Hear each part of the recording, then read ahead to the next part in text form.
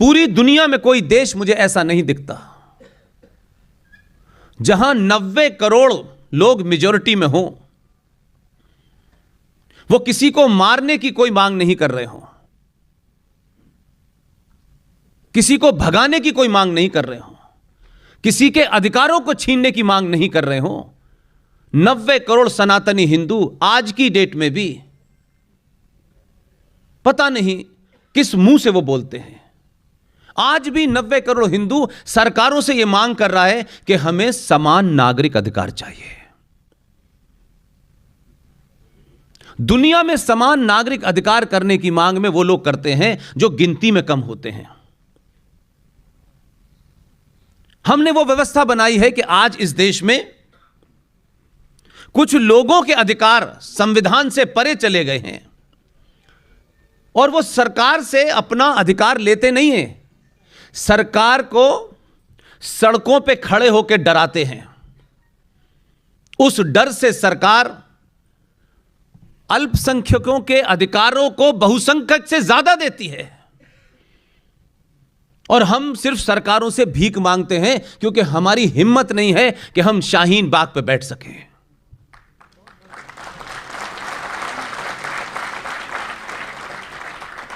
हमारा स्वार्थ हमारी तनख्वाह बढ़ जाए, जीएसटी में कुछ छूट मिल जाए, इनकम टैक्स की स्लैब में मिल जाए, पेट्रोल में कुछ पैसे कम हो जाए, इससे यह समाज ऊपर उठा ही नहीं आज तक। अंग्रेजों की तो बात छोड़ दीजिए, मुगलों की बात छोड़ दीजिए थोड़ी देर के लिए। आज के वर्तमान भारत में पूरे देश में सिर्फ हिंदू ही सबसे ज्यादा बिकाऊ लगता है। कोई 2 रुपए किलो चावल और 1 महीने की बिजली का बिल माफ करके दिल्ली में सरकार बना लेता है।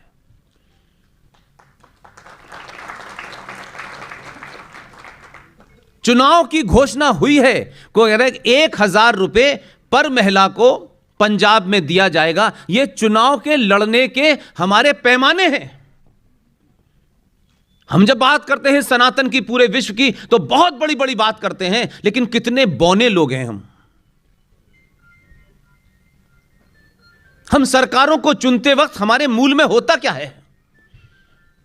यह सरकार आएगी, वो सरकार आएगी, राष्ट्र के प्रति उसकी क्या निष्ठा होगी, हमारे सरोकारों के प्रति क्या निष्ठा होगी, यह हमारे मूल में नहीं है। हम कंपैरिजन करते हैं कौन हमें फ्री ज्यादा कुछ देगा। इतना आपको फ्री की आदत पड़ गई है कि हम देश की सत्ता भी उन लोगों को दे देते हैं जो सिर्फ फ्री में हमें कुछ देने का 4 महीने 5 महीने का वादा कर देते हैं। एक तरफ हमारा चेहरा यह है और दूसरी तरफ हम बड़ी बड़ी बातें करते हैं। हमारी संस्कृति, हजारों साल की संस्कृति, हमारे वेद, ठीक है, इतिहास है। इस वर्तमान को देख के दुनिया आपके इतिहास की बात करेगी। तो जो हमारा वर्तमान है वो हमारी हजारों हजारों साल की परंपराओं की तरफ इशारा नहीं करता, बल्कि लोगों को लगता है कुछ झूठ बोलते हैं ये लोग। इसलिए हमने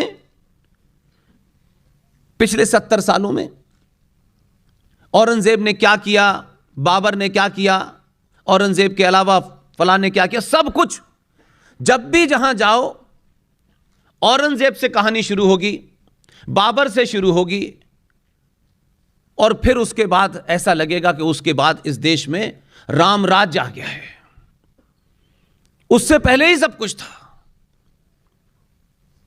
क्योंकि समाज को उनके बारे में अलग अलग पता है, इसलिए हम उसकी चर्चा बहुत करते हैं। लेकिन इन 70 सालों में इस तथाकथित आजादी के बाद 90 करोड़ हिंदुओं ने जो पाप किया है, जो रोज करते हैं, जो रोज करने की इजाजत दे रहे हैं, उसकी हम कभी चिंता नहीं करते, उस पर कोई डिस्कशन नहीं करते। हम इस पार्टी को जिम्मेदार, उस पार्टी को जिम्मेदार बता करके हाथ झाड़ लेते हैं। ऐसा लगता है कि कोई पार्टी राष्ट्र से ज्यादा बड़ी है, 90 करोड़ हिंदुओं से ज्यादा बड़ी है। इन 70 सालों में भी पिछले 20-25 साल का लेखा जोखा आप लें, समाज में किसी संगठन ने, किसी विश्वविद्यालय में, किसी मठ मंदिर से, गिनती में हमारे पास कोई कमी नहीं है, धनाढ्य लोगों की कमी नहीं है, लेकिन कोई विषय ऐसा नहीं उठाया, और उठाएंगे भी तो कोशिश करेंगे सरकार की जिम्मेदारी है। दुनिया में सरकारें राष्ट्र नहीं चलाती हैं, देश चलाती हैं। लेकिन हम अपनी सरकार से कहते हैं कि आप राष्ट्र भी चलाइए, और उस राष्ट्र में जो 90% लोग हैं वो इतने डरपोक हैं कि राज्य सरकारें यानी स्टेट आपकी आस्थाओं और परंपराओं की भी परिभाषा तय करने लगती है। इस पे कोई आंदोलन नहीं होता। हम जनजागरण की बात करते हैं, आपकी खामोशी और चुप्पी के कारण हर सरकार ने सनातनी हिंदू को इस्तेमाल किया। सनातनी हिंदू इस्तेमाल इसलिए हुआ कि हमारे अपने बीच में से कुछ लोग बिक गए, और बिकने के बाद उधर से इधर आ गए।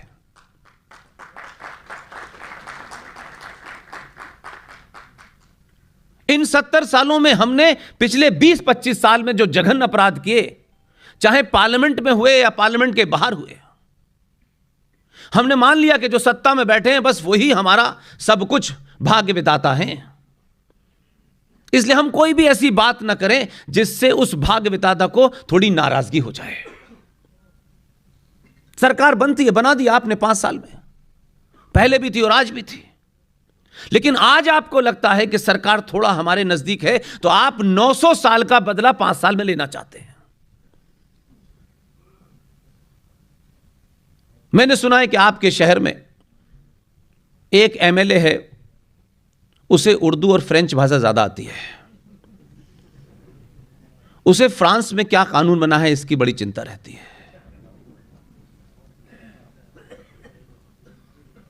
भारत सरकार फ्रांस से राफेल खरीदती है, राफेल के पैसे देने पड़ते हैं, लेकिन फ्रांस ने इस्लामिक जिहादियों के खिलाफ जो कानून बना है वो फ्री में मिल रहा है, लेकिन सरकार नहीं खरीद रही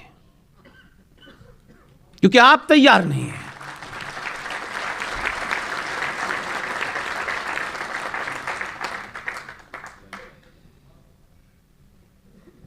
पिछले 20-25 सालों में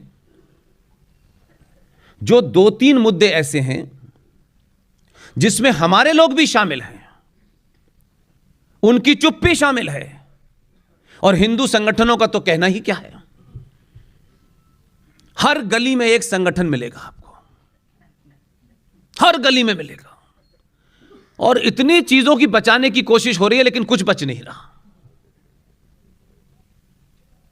या तो हम खोखले हैं या संगठन बना के सिर्फ दुकान चला रहे हैं, और हम वो बात नहीं कहना चाहते जिससे सत्ता नाराज हो जाए।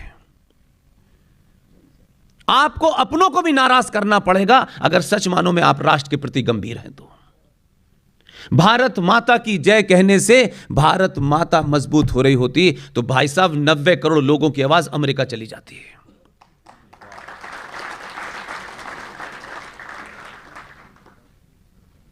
हम उन बातों के लिए जिम्मेदार हैं जो बुद्धिजीवी वर्ग है, जो इस हॉल में मुझे लगता है कि हर आदमी उसकी अपनी एक हैसियत है। ये वो लोग नहीं है जो नेताजी की रैली के अंदर बस में भर के लाए गए हैं। आपको कुछ कुछ चीजें पता हैं, कुछ कुछ चीजें नहीं पता हैं। कुछ चीजें इतनी दूर तक आपसे छुपाई गई हैं कि आप सोच ही नहीं सकते। आपके तस्वुर में, इमेजिनेशन में, कल्पना में यह ही नहीं कि ऐसा भी हो सकता है। इसलिए सड़क पे क्या हो रहा है, एक्सप्रेसवे पे क्या हो रहा है, आप रोज कहते तो हैं, फेसबुक पे कुछ डाल देते हैं, लेकिन आपको उसकी यथास्थिति पता ही नहीं है। आपको अपने शत्रु के बोध का ही नहीं है कि हमारा शत्रु है कौन, हमें उससे लड़ना कैसे है। लड़ने के लिए सरकार नहीं है, सरकार का काम नहीं है। 1923 में अंग्रेजों ने एक कानून बनाया, वक्फ प्रॉपर्टी एक्ट। 1923 में बनाया, 1956 में फूल वाले चाचा ने उसमें अमेंडमेंट कर दिया।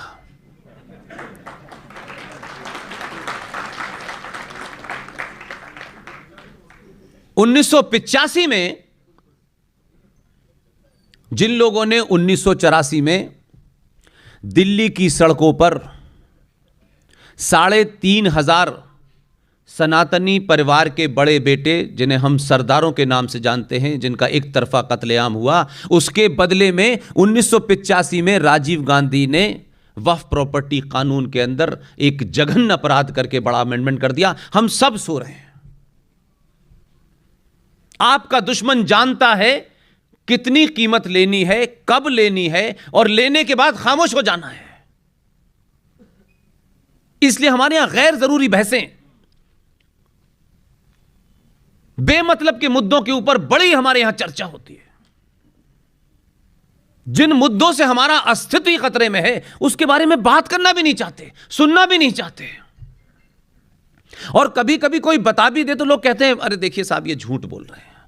यानी इतना झूठ अंदर तक चला गया है कि अगर कोई बता भी रहा है तो उसे वेरीफाई करें, उसे चेक करें, रीचेक करें, ये नहीं। लेकिन उनको लगता है कि अगर ये सच मान लिया तो घर जा पाऊंगा कि नहीं जा पाऊंगा।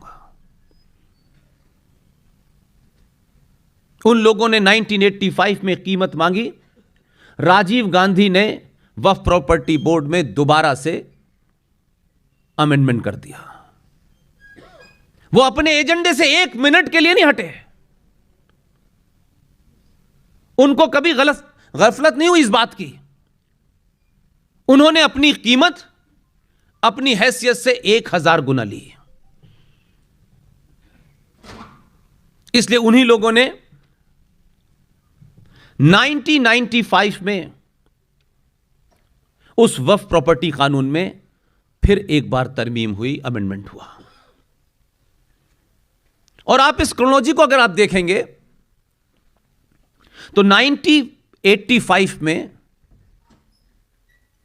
जब दूसरी बार अमेंडमेंट हुआ, उसके बाद में एक सरकार बनी, 412 एमपी थे उनके, आधुनिक कंप्यूटर युग के प्रधानमंत्री बने। और उसके बाद आया 90 में मंदिर का आंदोलन बहुत तेजी पे था। पूरे देश में भारत माता की जय और मंदिर के बारे में आंदोलन चल रहा था। इसलिए आप देखिए कि हम जिन लोगों को ये समझते हैं ये मूर्ख हैं, आज भी ऐसा लगता है कि 26 करोड़ का ठेका, उनके पढ़ाने का ठेका, उनको इंटेलेक्चुअल बनाने का ठेका, उन्हें इंसान बनाने का ठेका 90 करोड़ लोगों ने ले रखा है। आप अपनों को तो नहीं बना पा रहे हैं, आप दूसरों का ठेका लेकर घूम रहे हैं। क्योंकि दुनिया में हमें अच्छा लगता है कि देखिए हम अपनी कम दूसरों की चिंता करते हैं। ऐसे महामूर्ख लोग भारत में मिलते हैं।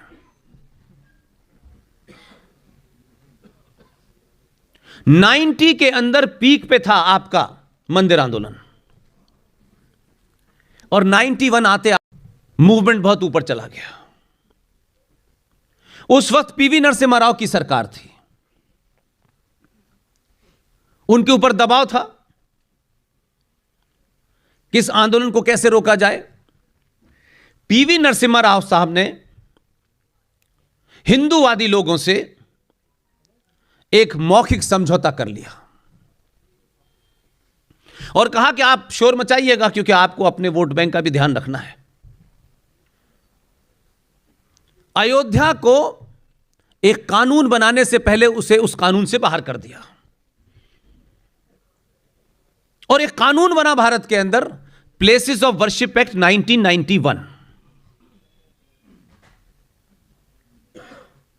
इस एक्ट के बारे में 1991 से लेकर 2021 आ गई। कोई पूछना ही नहीं चाहता, कोई जानना ही नहीं चाहता कि यह क्या हो गया है। वो बन गया और फिर आ गया 92 में आपने बाबर के ढांचे को गिरा दिया।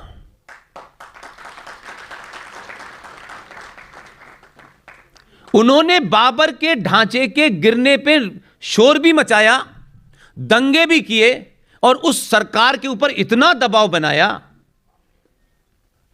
कि इसकी कीमत वो ये जानते थे कि इन खंडरों की कीमत भी हम अरबों खरबों में ले सकते हैं। उन्होंने उस कीमत पर यह नहीं कहा कि हमारे 2 मुसलमान भाइयों को नौकरी दे दीजिए, किसी को एमपी बना दीजिए। इतना छोटा सौदा कभी नहीं करते वो लोग। हम करते हैं इतना छोटा सौदा। 1992 के बाद उस वक्त की सरकार ने कोशिश की कि किसी तरीके से इनकी भावनाएं जो बड़ी जल्दी ठेस पहुंच जाती है उन्हें। एक आदमी जो आजाद भारत में उस समय जब डॉक्टर राजेंद्र प्रसाद जैसा ज्ञानी, उस समय जो राष्ट्रपति थे,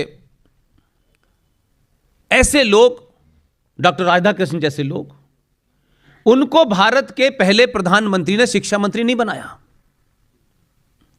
1888 में मक्का में पैदा हुआ एक आदमी 1902 में भारत आता है, बंगाल में रहता है, स्कूल नहीं गया, कॉलेज नहीं गया, विश्वविद्यालय नहीं गया, लेकिन वो भारत का 1947 से 1958 पहला देश का शिक्षा मंत्री रहता है, जिसका नाम है मौलाना अबुल कलाम आजाद।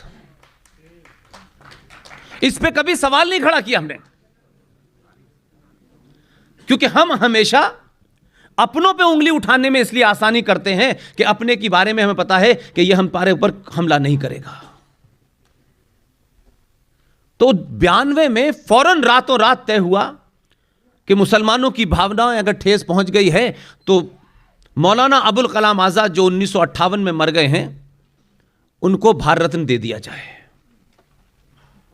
रातों रात भारत रत्न दे दिया गया। लेकिन उन्होंने कहा नहीं, ये भारत रत्न देने से हमारी जो भावनाएं वो आहत जो हुई हैं वो समाप्त नहीं होंगी। 1993 में